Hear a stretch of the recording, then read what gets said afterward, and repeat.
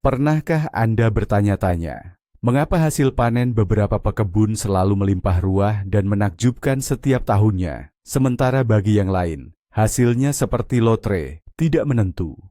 Ingin hasil panen tahun 2026, Anda memecahkan semua rekor sebelumnya. Nah, fondasi kesuksesan ini tidak diletakkan di musim semi, melainkan justru sekarang, di bulan September. Hari ini, saya akan berbagi dengan Anda tentang 20 langkah penting yang perlu Anda lakukan di musim gugur. Dan percayalah, beberapa di antaranya akan mengejutkan Anda dan sepenuhnya mengubah cara Anda berkebun.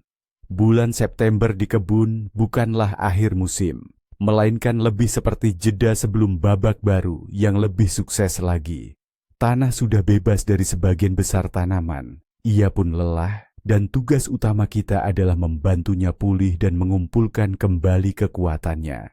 Kita tidak hanya membersihkan, tapi kita sedang berinvestasi untuk masa depan. Ini ibarat meletakkan fondasi yang kokoh untuk sebuah rumah. Tanpa fondasi itu, tidak ada yang bisa Anda bangun. Jadi, dari mana kita mulai maraton musim gugur kita ini?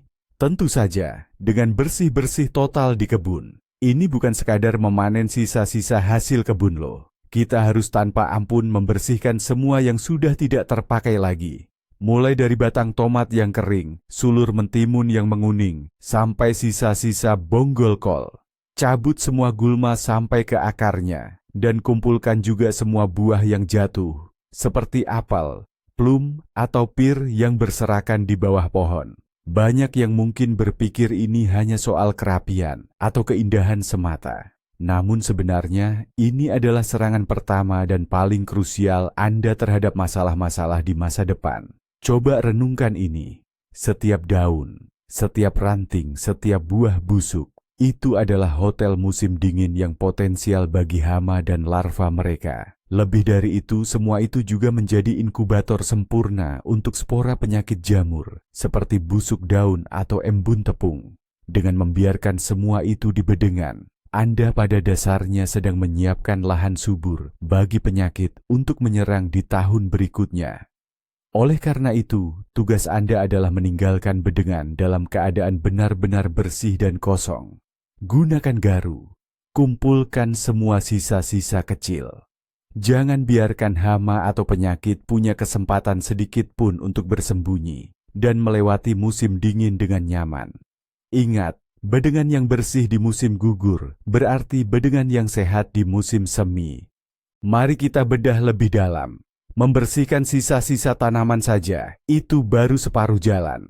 Pertanyaan utamanya, apa yang harus kita lakukan dengan sisa-sisa ini selanjutnya? Kesalahan fatal yang sering dilakukan adalah asal campur semua ke tumpukan kompos. Tunggu dulu. Sebelum membuangnya, lakukan pemeriksaan ketat. Periksa setiap batang dan daun dengan seksama.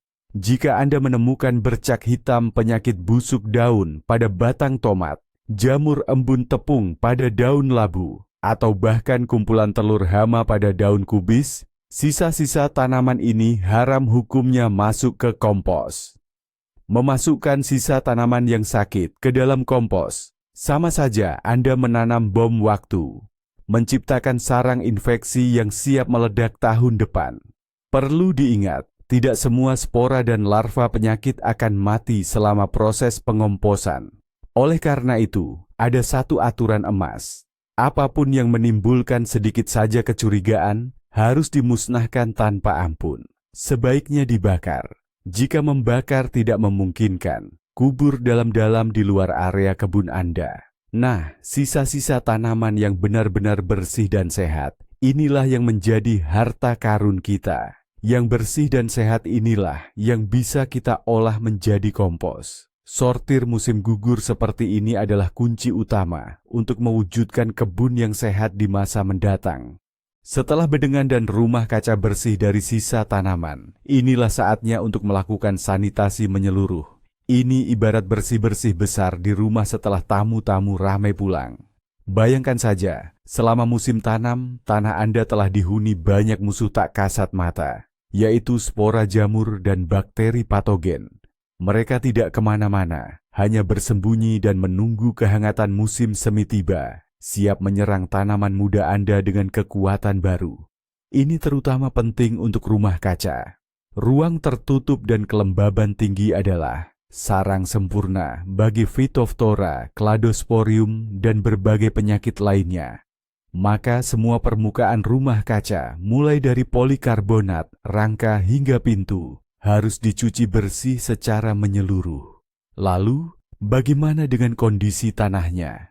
Mengolahnya dengan bahan kimia agresif bukanlah pilihan terbaik, karena justru akan membasmi mikroflora tanah yang bermanfaat.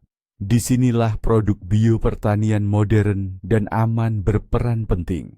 Siram bedengan Anda dengan larutan berbasis Trichoderma atau Bacillus subtilis. Mikroorganisme bermanfaat ini adalah sekutu kecil kita. Mereka bekerja aktif, menekan dan membasmi patogen, membersihkan tanah dari dalam. Disinfeksi musim gugur seperti ini bisa diibaratkan memberikan vaksin pada kebun Anda. Kita menciptakan lingkungan yang sehat dan aman untuk menjamin panen melimpah di masa depan. Nah, kita sudah memilah sisa-sisa tanaman, dan semua bagian yang sehat siap dimanfaatkan dengan baik. Dan disinilah letak salah satu rahasia utama panen yang melimpah di masa depan. Jangan anggap tumpukan kompos itu sebagai tempat pembuangan sampah organik. Ini adalah pabrik pribadi Anda untuk memproduksi emas hitam, pupuk paling berharga. Musim gugur adalah waktu yang tepat untuk membuat tumpukan kompos baru yang benar, karena Anda memiliki banyak sekali bahan organik saat ini. Prinsipnya sederhana, kita membuat susunan berlapis. Selingi dengan lapisan hijau yang kaya nitrogen, seperti dedaunan segar, rumput potong, dan sisa-sisa dapur. Dan lapisan cokelat yang kaya karbon, seperti daun kering berguguran, jerami, ranting kecil, atau kardus yang sudah dirobek-robek. Buat setiap lapisan setebal sekitar 15-20 cm. Setelah beberapa lapisan tersusun, Anda bisa sedikit menyiramnya dengan air, atau lebih baik lagi, dengan larutan preparat EM khusus, untuk memulai dan mempercepat proses penguraian. Selama musim dingin dan musim semi, masa ini akan terurai sempurna, dan pada awal musim tanam berikutnya, Anda akan memiliki kompos yang siap pakai, gembur, dan kaya nutrisi. Benar-benar gratis. Anda tidak hanya mendaur ulang sampah, Anda menciptakan kehidupan baru untuk tanah Anda. Panen telah usai, lahan pun sudah bebas. Seolah-olah ini saatnya untuk beristirahat. Tapi justru sekaranglah peperangan krusial dimulai. Peperangan yang akan jauh lebih sulit dimenangkan di musim tanam berikutnya. Peperangan melawan gulma menahun. Coba bayangkan musuh-musuh seperti lalang atau jenis gulma berakar kuat lainnya. Saat musim tanam, ketika bedengan sudah penuh dengan tanaman, kita hanya bisa memangkas bagian atasnya. Namun, kekuatan sejati mereka terletak pada akar-akar yang kuat dan menghujam dalam, yang terus bertahan di dalam tanah. Dan di saat inilah, setelah hujan lebat, ketika tanah menjadi lembut dan lembab, ini adalah kesempatan emas Anda. Ambil garpu tanah, bukan sekop. Ingat, sekop hanya akan memotong rimpang-rimpang itu menjadi potongan-potongan kecil, dan dari setiap potongan itu akan tumbuh tanaman baru. Dengan garpu tanah, Anda bisa dengan hati-hati menggali dan mencabut akar-akar yang panjang dan putih itu secara utuh. Misalnya akar lalang. Ini memang pekerjaan yang butuh ketelitian dan kesabaran, tapi hasilnya akan terbayar berlipat ganda. Setiap akar yang berhasil Anda cabut, sekarang berarti puluhan gulma berkurang di tahun berikutnya. Anda tidak sekadar menyiangi, melainkan melakukan operasi bedah sungguhan, mencabut tuntas sumber masalahnya. Dengan meluangkan beberapa jam untuk pekerjaan ini sekarang, Anda akan menghemat waktu berminggu-minggu penyiangan yang melelahkan di musim tanam berikutnya. Sebelum kita mulai memberi makan atau memupuk tanah, mari kita bertindak seperti dokter yang baik. Lakukan diagnosis terlebih dahulu. Sama seperti perawatan medis, agar hasilnya efektif, kita perlu tahu masalahnya. Kita harus memahami apa saja yang kurang dari tanah kita. dan bagaimana kondisinya setelah melewati musim tanam yang panjang. Anda tidak perlu menjadi seorang ahli agronomi atau memiliki laboratorium yang canggih. Saat ini, di hampir semua pusat pertanian atau toko perlengkapan kebun, Anda bisa membeli alat uji tanah yang sederhana dan terjangkau. Indikator paling penting yang perlu kita ketahui adalah tingkat pH atau keasaman tanah. Ini sangat krusial karena menentukan seberapa baik tanaman Anda dapat menyerap nutrisi dari tanah. Prosedurnya sangat mudah. Ambil sedikit sampel tanah dari bedengan, campurkan dengan air, lalu celupkan kertas lakmus. Bandingkan perubahan warna pada kertas dengan skala pH yang tersedia. Proses ini hanya akan memakan waktu sekitar 5 menit, namun akan memberikan Anda informasi yang sangat berharga. Selain menguji keasaman, luangkan juga waktu untuk mengamati tanah secara langsung. Apakah tanahnya terasa padat seperti batu atau justru gembur? Bagaimana warnanya? Dan yang terpenting, apakah Anda menemukan cacing tanah di dalamnya? Kehadiran cacing tanah adalah salah satu indikator utama kesehatan tanah yang baik. Dengan melakukan diagnosis sederhana ini, Anda tidak akan lagi bertindak buta, melainkan dengan tujuan yang jelas dan terarah. Anda akan tahu persis apakah tanah Anda memerlukan penetralan keasaman atau justru membutuhkan penambahan bahan organik untuk memperbaiki strukturnya. Ini adalah pendekatan cerdas yang akan mengubah kegiatan berkebun Anda dari sekadar rutinitas menjadi sebuah ilmu pengetahuan yang nyata. Nah, sekarang mari kita bahas trik ajaib di kebun setelah panen. Sebuah rahasia yang mungkin masih banyak petani abaikan. Ini adalah penanaman tanaman pupuk hijau, atau yang lebih dikenal sebagai siderat. Apa itu? Tanaman ini sengaja ditanam bukan untuk dipanen hasilnya, melainkan untuk menyuburkan dan menyehatkan tanah itu sendiri. Segera setelah panen, di bedengan atau lahan kosong, taburkan benih mustard, phacelia, oat, atau gandum hitam secara merata dan rapat.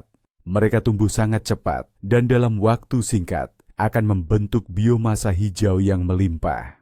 Lalu, apa keajaibannya? Pertama, akar-akar kuatnya mampu menembus jauh ke dalam tanah, menggemburkan dan memperbaiki struktur tanah yang paling padat sekalipun. Hasilnya, tanah menjadi lebih gembur, berongga, dan mudah menyerap air.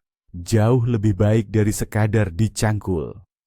Kedua, mereka berfungsi seperti karpet hijau alami yang menekan pertumbuhan gulma dan melindungi tanah dari erosi akibat angin serta pencucian nutrisi penting oleh air hujan. Ketiga, ini adalah pabrik pupuk hijau alami yang luar biasa efisien. Setelah tumbuh optimal dan mengakumulasi banyak nutrisi, biasanya sebelum ditanami kembali atau mencapai fase berbunga penuh, tanaman ini dipangkas. Hasil pangkasan dapat dibenamkan dangkal ke dalam tanah atau dibiarkan di permukaan sebagai mulsa. Dalam beberapa waktu, semua biomasa hijau ini akan membusuk sempurna dan memperkaya tanah dengan bahan organik serta nitrogen. Menanam pupuk hijau adalah cara yang paling sederhana, murah, dan ramah lingkungan untuk menyehatkan dan memberi makan tanah Anda, mempersiapkannya untuk musim tanam berikutnya. Pupuk hijau memang bagus, tapi tanah yang sudah bekerja keras sepanjang musim panas memerlukan nutrisi yang lebih komprehensif. Dan disinilah sang hidangan utama untuk setiap bedengan kebun hadir, kompos matang. Jika tumpukan kompos Anda dibuat dengan benar sejak musim semi, maka menjelang musim gugur Anda sudah bisa mendapatkan pupuk yang gembur, berwarna gelap, dan beraroma tanah yang khas. Penting untuk dipahami, kompos bukan hanya sekadar kumpulan unsur hara. Ini adalah media hidup yang kaya akan mikroorganisme bermanfaat, cacing tanah, serta produk hasil aktivitas biologis mereka. Dengan menambahkan kompos, kita tidak hanya menutrisi calon tanaman, melainkan juga menyehatkan tanah itu sendiri dan memperbaiki strukturnya. Tanah liat akan menjadi lebih gembur dan berudara, sedangkan tanah berpasir akan lebih baik dalam menyimpan kelembapan. Bagaimana cara mengaplikasikannya? Sangat mudah. Sebarkan kompos secara merata di permukaan bedengan yang sudah dibersihkan. setebal beberapa sentimeter. Setelah itu Anda bisa mencampurnya sedikit dengan tanah permukaan, bisa dengan menggali ringan sedalam setengah mata sekop, atau cukup menggemburkannya dengan garpu kebun. Ini bertujuan untuk mencampur kompos dengan lapisan tanah atas dan mengaktifkan kerja mikroorganisme di dalamnya. Pengaplikasian kompos di musim gugur ini ibarat menanam investasi yang akan memberikan hasil berlipat. Sepanjang musim dingin, kompos akan sepenuhnya menyatu dengan tanah, sehingga menjelang musim semi, bedengan Anda akan penuh vitalitas dan siap untuk musim tanam yang baru. Jika kompos diibaratkan sebagai nutrisi harian yang seimbang untuk tanah kita, maka ada juga pupuk lain yang bisa disebut sebagai multivitamin konsentrat, atau bahkan artileri berat dalam pertanian. Yang kita maksud adalah pupuk organik kuat, seperti pupuk kandang yang sudah matang atau kotoran unggas. Dan musim gugur adalah waktu terbaik, bahkan mungkin satu-satunya waktu yang paling tepat untuk mengaplikasikannya. Mengapa? Pupuk kandang atau kotoran unggas yang masih segar mengandung konsentrasi nitrogen yang sangat tinggi dalam bentuk yang bisa secara harfiah membakar akar tanaman. Selain itu, mereka juga berpotensi mengandung benih gulma dan mikroorganisme patogen. Namun, jika Anda menaburkannya sebelum pengolahan tanah di musim gugur, semua masalah ini akan hilang selama musim dingin yang panjang. Selama berbulan-bulan dengan perubahan suhu dingin dan hangat, serta aktivitas bakteri tanah, pupuk akan terurai sepenuhnya. Senyawa-senyawa agresif akan berubah menjadi nutrisi yang mudah diserap tanaman. Benih gulma akan kehilangan daya kecambahnya, dan patogen akan mati. Menjelang musim semi, tanah Anda akan kaya akan nutrisi dalam bentuk yang paling mudah diakses dan aman bagi tanaman. Dosis aplikasi memang tergantung pada jenis tanaman, tetapi aturan umumnya adalah jangan berlebihan. Sebarkan pupuk secara merata di permukaan bedengan, lalu olah atau gali tanahnya. Pengisian nutrisi di musim gugur ini akan menciptakan cadangan nutrisi yang kuat dan siap pakai untuk seluruh musim tanam berikutnya.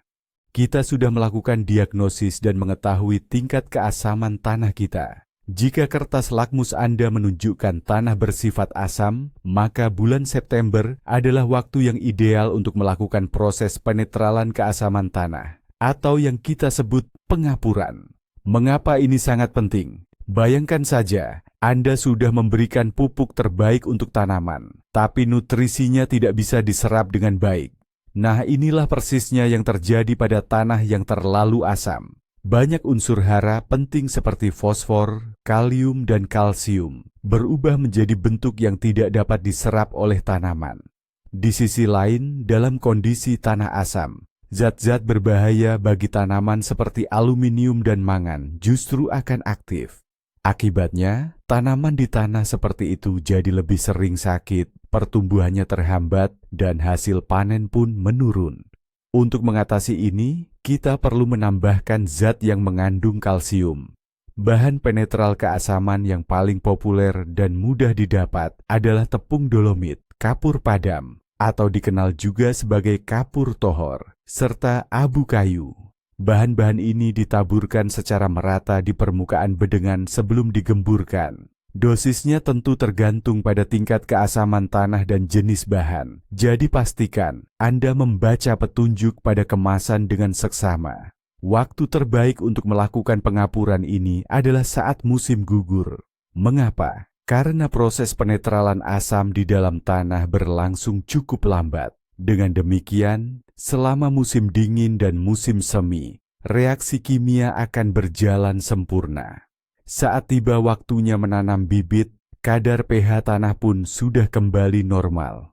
Bulan September bukan hanya waktu panen, tapi juga saat yang tepat untuk memulai penanaman baru. Dan bintang utama untuk musim tanam kali ini tak lain adalah bawang putih musim dingin. Mengapa kita menanamnya menjelang musim dingin? Alasannya sederhana, bawang putih yang ditanam pada musim ini akan mengalami proses stratifikasi alami karena paparan suhu dingin.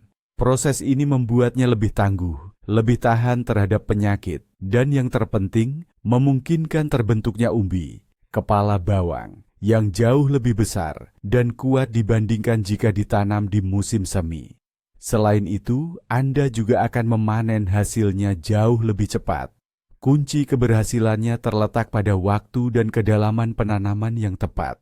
Penanaman sebaiknya dilakukan sekitar 3–4 minggu sebelum datangnya suhu beku yang stabil. Selama waktu tersebut, siung-siung bawang akan punya cukup waktu untuk berakar kuat, namun tidak boleh sampai bertunas dan menampakkan daun hijau di permukaan. Patokan utamanya adalah suhu tanah, yang idealnya sudah mendingin hingga 10–12 derajat Celcius. Kedalaman penanaman juga tidak kalah penting. Sebagai panduan umum, harus ada sekitar 5 cm tanah yang menutupi bagian atas siung bawang. Jika ditanam terlalu dangkal, ia berisiko membeku dan mati. Sebaliknya, jika terlalu dalam, tunasnya akan kesulitan menembus tanah di musim semi. Untuk penanaman, pilih siung-siung yang paling besar dan sehat dari barisan terluar umbi induknya. Dan tentu saja, setelah penanaman, jangan lupa untuk memulsa bedengan dengan gambut atau daun kering yang berguguran. Ini akan memberikan perlindungan ekstra dari embun beku. Di samping bawang putih, kerabat dekatnya, bawang merah musim dingin juga sangat cocok ditanam. Ya, bawang merah juga bisa dan sebaiknya ditanam menjelang musim dingin. Ini memberikan kita 2 keuntungan besar sekaligus. Pertama, Anda akan menikmati daun bawang hijau yang paling awal, paling segar, dan penuh vitamin di musim semi, saat lahan kebun masih sepi dari tanaman lain. Kedua, umbi bawangnya sendiri akan matang 2–3 minggu lebih awal dibandingkan penanaman di musim semi. Namun, ada satu hal penting yang perlu diperhatikan. Tidak semua varietas cocok untuk penanaman musim gugur. Anda perlu memilih varietas bawang merah bibit khusus musim dingin yang tahan terhadap pembungaan, bolting.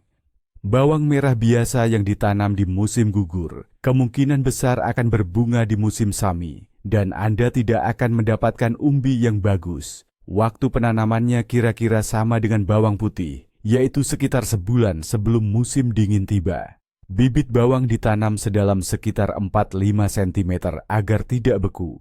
Penting untuk memilih umbi bawang paling kecil, berdiameter sekitar 1 cm untuk ditanam. Bibit bawang yang lebih besar justru lebih mungkin untuk berbunga.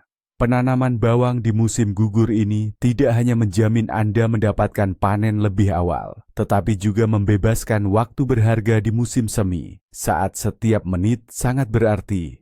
Ingin menikmati seikat adas sowa segar atau panen wortel pertama 2–3 minggu lebih cepat dari tetangga-tetangga Anda? Kalau begitu, cobalah teknik penanaman menjelang musim dingin. Ini adalah metode berkebun kuno yang mungkin sedikit terlupakan, namun sangat efektif untuk mendapatkan hasil panen super awal. Kuncinya adalah menanam benih tanaman tahan dingin di musim gugur. Tetapi pastikan mereka tidak sampai berkecambah sebelum musim dingin tiba. Benih-benih itu akan tertidur di tanah beku. Lalu di awal musim semi, setelah salju mencair dan tanah mulai sedikit menghangat, mereka akan segera tumbuh. Proses ini jauh lebih cepat daripada saat kita bisa secara fisik terjun ke kebun untuk menyiapkan bedengan. Apa saja yang cocok ditanam dengan metode ini? Wortel, beet, ada sowa, peterseli, bayam, selada, dan lobak sangat ideal. Peraturan utamanya adalah jangan terburu-buru. Penanaman tidak dilakukan di bulan September, melainkan jauh lebih lambat, yaitu di bulan Oktober atau bahkan November saat tanah sudah mulai membeku. Siapkan bedengan dan buatlah alur atau parit-parit kecil terlebih dahulu. Saat embun beku pertama tiba, taburkan benih kering ke dalam alur. Taburkan benih lebih banyak, sekitar 1,5 kali lipat dari biasanya. Kemudian tutup dengan tanah kering atau gambut yang sudah Anda siapkan. Jangan sekali-kali menyiramnya. Trik sederhana ini sungguh sebuah mesin waktu untuk kebun Anda. Mumpung tanah belum membeku dan sisa-sisa organik melimpah setelah panen, inilah saat yang tepat untuk memikirkan kenyamanan di masa depan, baik untuk diri sendiri maupun tanaman. Kita bicara tentang membuat bedengan tinggi atau bedengan hangat. Ini adalah solusi ideal untuk lahan dengan tanah yang kurang subur, air tanah yang tinggi, atau bagi mereka yang tidak ingin terlalu sering membungkuk saat berkebun. Musim gugur adalah waktu terbaik untuk menyiapkannya. Kita bisa membuat kotaknya dari papan kayu, seng, atau material bekas lainnya yang mudah ditemukan. Nah, bagian yang paling seru adalah pengisiannya. Bayangkan saja seperti menyusun lasanya. Di lapisan paling bawah, untuk drainase, kita tata ranting-ranting besar atau tunggul pohon tua. Lapisan berikutnya adalah sisa-sisa tanaman yang lebih kecil, dedaunan, gulma tanpa biji, atau rumput yang baru dipangkas. Lalu bisa ditambahkan lapisan kompos atau pupuk kandang yang sudah matang, lapuk, dan terakhir, di paling atas, kita taburkan lapisan tanah kebun yang subur. Selama musim dingin, semua bahan organik ini akan aktif membusuk dan secara alami menghasilkan panas. Saat musim semi tiba, bedengan ini akan menghangat jauh lebih cepat daripada bedengan biasa, memungkinkan kita menanam bibit lebih awal. Selain itu, tanaman juga akan mendapatkan pasokan nutrisi yang sangat melimpah dari bawah. Dengan membuat bedengan seperti ini di musim gugur, Anda tidak hanya membersihkan sampah organik, tetapi juga menciptakan kondisi ideal untuk panen di masa depan, sekaligus menghemat tenaga Anda untuk bertahun-tahun yang akan datang. Di tengah kesibukan musim gugur ini, jangan sampai kita melupakan tanaman-tanaman yang setia menemani kita selama bertahun-tahun. Tentu saja, kita sedang membahas tanaman-tanaman tahunan, dan yang paling utama adalah stroberi kesayangan kita, atau dikenal juga sebagai stroberi kebun. Kualitas panen tahun depan sangat bergantung pada bagaimana tanaman ini bertahan di musim dingin atau kondisi cuaca yang kurang mendukung. Pada bulan September, kebun stroberi kita memerlukan perhatian ekstra. Hal pertama adalah melakukan pembersihan dan penataan sanitasi. Dengan gunting tajam atau gunting pangkas, buanglah secara hati-hati semua daun yang sudah tua, menguning atau memerah, yang sakit, serta sulur-sulur berlebih yang hanya akan menyedot energi induk tanaman. Sisakan hanya tunas muda dan sehat di bagian tengah, atau yang sering disebut hati tanaman. Langkah ini tidak hanya meremajakan tanaman, tetapi juga meningkatkan sirkulasi udara di sekitar rumpun, yang secara signifikan mengurangi risiko serangan penyakit jamur. Kedua, saatnya memberikan nutrisi atau memupuk tanaman stroberi. Tapi ingat baik-baik, jangan gunakan pupuk nitrogen sama sekali. Pupuk untuk periode ini harus kaya akan fosfor dan kalium. Kandungan ini akan membantu tanaman membentuk tunas bunga untuk panen berikutnya, sekaligus memperkuat sistem perakaran agar lebih siap menghadapi cuaca dingin atau kondisi ekstrim. Sebagai pilihan ideal, Anda bisa menggunakan abu kayu.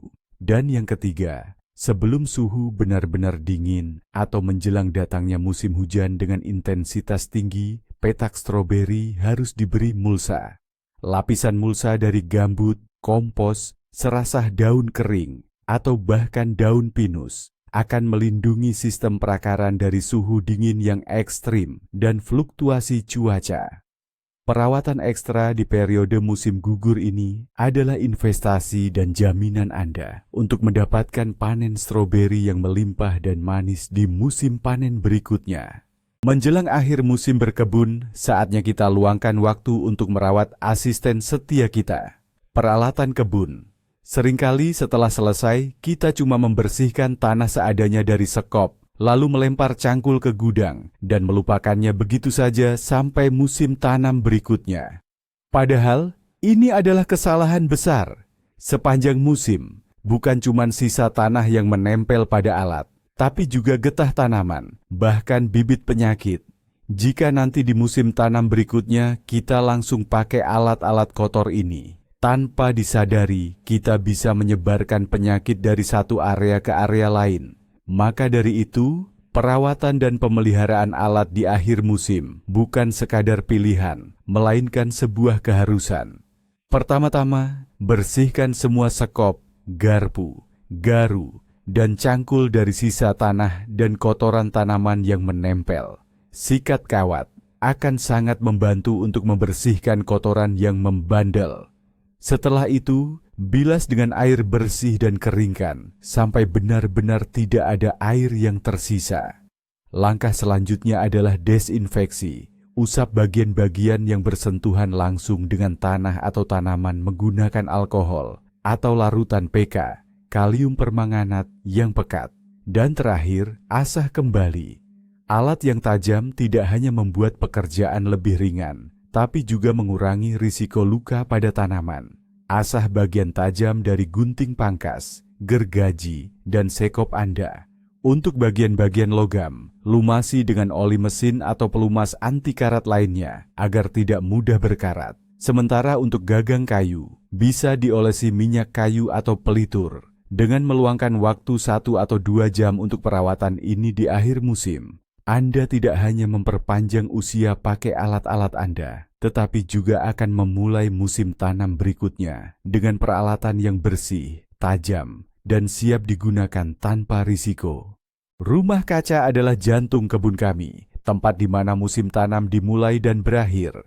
Agar tahun depan ia bisa kembali menyenangkan kita dengan panen awal, Rumah Kaca ini membutuhkan perawatan khusus di akhir musim tanam. Kita sudah membahas tentang desinfeksi tanah di dalamnya. Namun, konstruksinya sendiri tak kalah penting. Sepanjang musim tanam, di dinding Rumah Kaca, terutama yang terbuat dari polikarbonat, biasanya menumpuk debu, kotoran, dan lumut hijau. Semua ini tidak hanya mengurangi transparansi, sehingga mengurangi jumlah cahaya untuk tanaman di musim semi, tetapi juga menjadi sarang bagi hama dan spora penyakit.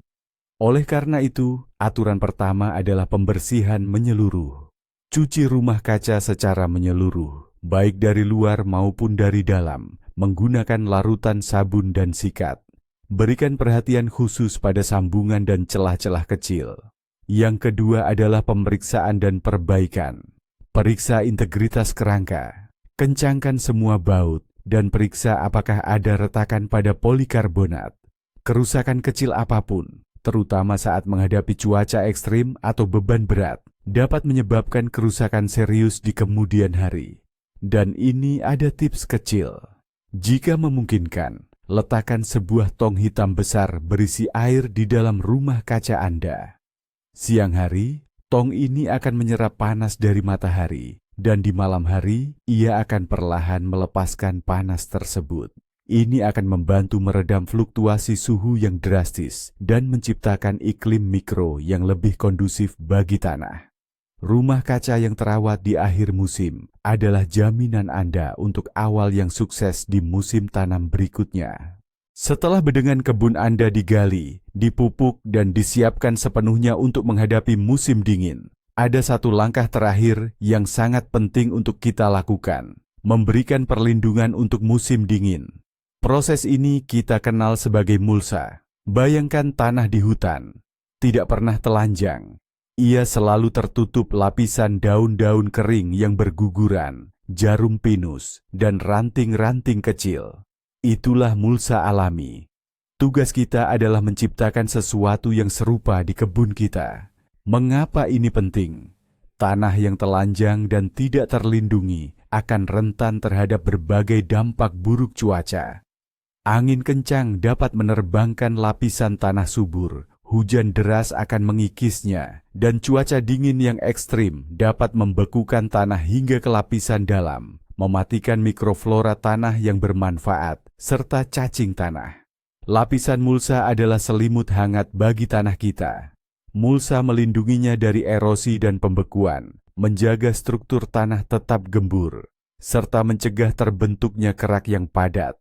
Dan saat cuaca mulai menghangat, di bawah selimut ini, tanah akan lebih lama menyimpan kelembaban dan lebih cepat menghangat. Sebagai mulsa, kita bisa menggunakan berbagai material seperti rumput yang baru dipangkas, jerami, daun-daun kering dari pohon yang sehat, jarum pinus, gambut, atau kompos yang sudah matang. Cukup sebarkan material yang Anda pilih di permukaan bedengan dengan ketebalan 5 hingga 10 cm. Tindakan sederhana ini adalah bentuk perawatan terbaik untuk menjaga kesehatan dan kesuburan tanah Anda. Salah satu kegiatan berkebun paling produktif dan menyenangkan di musim gugur adalah yang bisa Anda lakukan di rumah, sambil duduk santai di kursi nyaman ditemani secangkir teh. Ya, ini adalah perencanaan. Sekarang saat musim panen baru saja usai, ingatan Anda masih sangat segar. Anda pasti ingat betul di mana tomat-tomat terserang penyakit busuk daun, Phytophthora, dan di mana timun kekurangan sinar matahari. Di mana kol tumbuh subur, dan di mana wortel hasilnya kecil-kecil. Nah, inilah saat yang paling tepat untuk mengambil selembar kertas atau membuka berkas di komputer Anda, lalu menyusun rencana penanaman untuk tahun depan. Buatlah denah kebun Anda lengkap dengan semua bedengan. Kemudian, mulailah mendistribusikan tanaman. Tapi jangan sembarangan, melainkan ikuti aturan utama, rotasi tanaman. Anda tidak boleh menanam jenis tanaman yang sama atau kerabatnya di lokasi yang sama selama beberapa tahun berturut-turut. Setiap jenis tanaman memiliki penyakit, hama, dan kebutuhan nutrisi yang berbeda. Dengan merotasi tanaman, kita mencegah penumpukan patogen di tanah dan menghindari penipisan nutrisi tanah secara sepihak. Contohnya, setelah menanam kol, sebaiknya tanam timun. Setelah kentang, tanamlah bit. Catatlah varietas apa saja yang tahun ini memuaskan Anda dan mana yang mengecewakan. Pikirkan juga tanaman baru apa yang ingin Anda coba. Rencana musim gugur seperti ini bukan sekadar lembaran kertas biasa. Ini adalah peta strategis Anda yang akan membantu menghindari banyak kesalahan dan menjadikan musim tanam berikutnya lebih terorganisir serta lebih produktif. Puncak dari maraton musim gugur kita adalah sebuah investasi jangka panjang, mengumpulkan dan menyimpan benih sendiri. Jika selama musim panas Anda sudah menerapkan praktik cerdas dengan menandai tanaman tomat, cabai, mentimun, atau labu yang paling produktif, sehat, dan lezat, kini saatnya mengumpulkan benihnya. Benih-benih ini adalah dana emas pribadi Anda. Galur genetik unik yang telah beradaptasi sempurna dengan kondisi lahan Anda. Cara pengumpulan benih bervariasi tergantung jenis tanamannya. Untuk tomat, benihnya perlu difermentasi terlebih dahulu agar selaput lendir yang melapisinya hilang. Sementara itu, benih cabai atau labu cukup diambil langsung dari buah yang sudah matang sempurna. Setelah proses pengambilan, hal terpenting adalah pengeringan yang tepat. Sebarkan benih secara merata dalam satu lapisan tipis di atas kertas, di tempat yang kering, hangat, dan berventilasi baik. Hindari paparan sinar matahari langsung. Setelah benih benar-benar kering dan terasa rapuh saat dipegang, barulah siap untuk disimpan. Beri label jelas pada setiap kantong kertas atau toples kecil. Tuliskan jenis tanaman, varietas, dan tahun panennya. Simpan benih-benih ini di tempat yang kering, sejuk, dan gelap. Dengan mengumpulkan benih sendiri, Anda tidak hanya menghemat biaya. Anda juga menjadi seorang pelestari varietas sejati, menjamin kelangsungan hidup tanaman unggulan demi panen yang lebih melimpah di masa mendatang. Poin terpenting, dan mungkin yang paling mengejutkan yang kita bahas hari ini, sebenarnya sangat sederhana. Kebun Anda tidak benar-benar tidur di musim dingin. Ia hanya sedang dalam fase riset atau pemulihan, dan potensinya di tahun depan sangat bergantung pada apa yang kita lakukan padanya sekarang. Semua 20 langkah ini, mulai dari membersihkan sisa-sisa tanaman yang sederhana hingga penanaman biji sebelum musim dingin yang cerdik, sebenarnya adalah mata rantai dalam satu kesatuan. Sebuah rantai yang mengarah pada kesehatan tanah. Dan tanah yang sehat, itulah rahasia utama panen super melimpah. Pekerjaan di bulan September inilah yang membedakan pekebun biasa dengan master panen sejati. Ini adalah investasi yang akan terbayar berkali-kali lipat. Dan tahukah Anda apa yang paling menarik? Perubahan pola pikir yang sesungguhnya terjadi ketika Anda menyadari musim tanam 2026 tidak dimulai pada bulan Maret dengan menanam bibit, ia dimulai sekarang juga di bulan September ini. Jadi, sementara tetangga Anda menyimpan peralatan berkebun mereka di gudang hingga musim semi, Anda pada dasarnya sudah mulai bekerja untuk panen fantastis Anda di masa depan. Ingatlah, pembersihan, pemulihan kesehatan tanah, dan penanaman yang tepat di musim gugur, itulah tiket Anda menuju dunia panen yang benar-benar melimpah. Ini bukan sekadar rutinitas, melainkan sebuah proses yang menarik dalam menciptakan kelimpahan masa depan dengan tangan Anda sendiri. Terima kasih sudah menonton video ini sampai akhir. Jika Anda merasa ini bermanfaat, jangan lupa tekan tombol suka, like, dan berlangganan. Subscribe channel ini agar tidak ketinggalan kiat-kiat persiapan berkebun di musim semi. Lalu, pekerjaan wajib apa saja yang Anda lakukan di kebun atau taman Anda di bulan September? Mungkin Anda punya trik unik tersendiri.